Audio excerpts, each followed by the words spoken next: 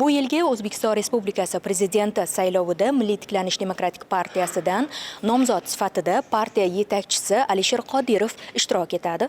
Bu masala Milliy tiklanish demokratik partiyasi markaziy kengashining navbatdan tashqari 7-plenumida ko'rib chiqildi va Alisher Qodirov nomzodi partiya tarafdorlari tomonidan ma'qullandi. Dastlab plenumda prezidentlik saylovida Milliy tiklanish demokratik partiyasining ishtiroki bilan bog'liq masala ko'rildi. Unda partiya yetakchisi Alisher Qodirov o'tgan parlament saylovlarida orttirilgan tajriba partiyaning prezidentlik saylovlarida faol ishtirok etishiga zamin bo'lishini ta'kidladi. Parlament saylovlarini yakunlangandan keyinoq O'zbekistondagi muhim bir haqiqiy siyosiy jarayon prezidentlik saylovlariga tayyorgarlikni boshlab yuborganmiz.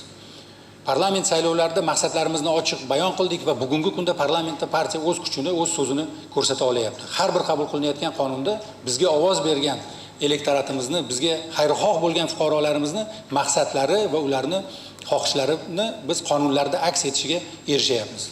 Alisher Qodirovning ta'kidlashicha, Milliy tiklanish demokratik partiyasi prezidentlik saylovida shunchaki ishtirok etmaydi. O'z g'oya, taklif va tashabbuslarini faol ilgari suradi. O'zbekistonda yangi saylovlar bo'ladi. Biz tarixda juda ko'p ko'rganmiz, lekin hozir yangi O'zbekistonda butunlay erkin va haqiqiy saylovlar bo'lishiga to'liq ishonamiz va ushbu saylovlarda yagona maqsadimiz O'zbekistonni taraqqiyoti uchun o'z dasturimizni taklif qilish va yagona saylovchi bo'lgan o'zbek xalqini xulosasi va qaroriga bo'ysunish. Albatta niyatimiz yutish, taxminlarimiz xalqimizni, o'zbek saylovchisini adolatli baho berish.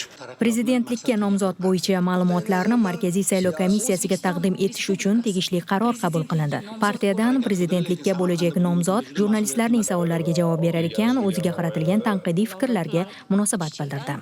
Men yuqorida aytganimdek, tanqidlarni taklif o'rniga qabul qilaman, maqtovlarni tanqid o'rniga qabul qilaman.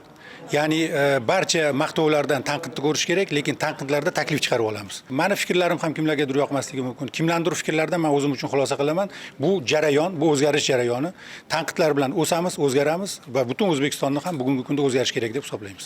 Shuningdek, plenumda partiyaning 7-sezdini chaqirish vaqti, joyi va uning kun tartibini belgilash hamda unga delegatlar saylash miqdori va tartibi bilan bog'liq masalalar muhokama qilindi. Yakunda Alisher Qodirov nomzodini sezdda ko'rib chiqish masalasi ma'qullanib, uni joriy yil 26 avgustda o'tkazish belgilandi.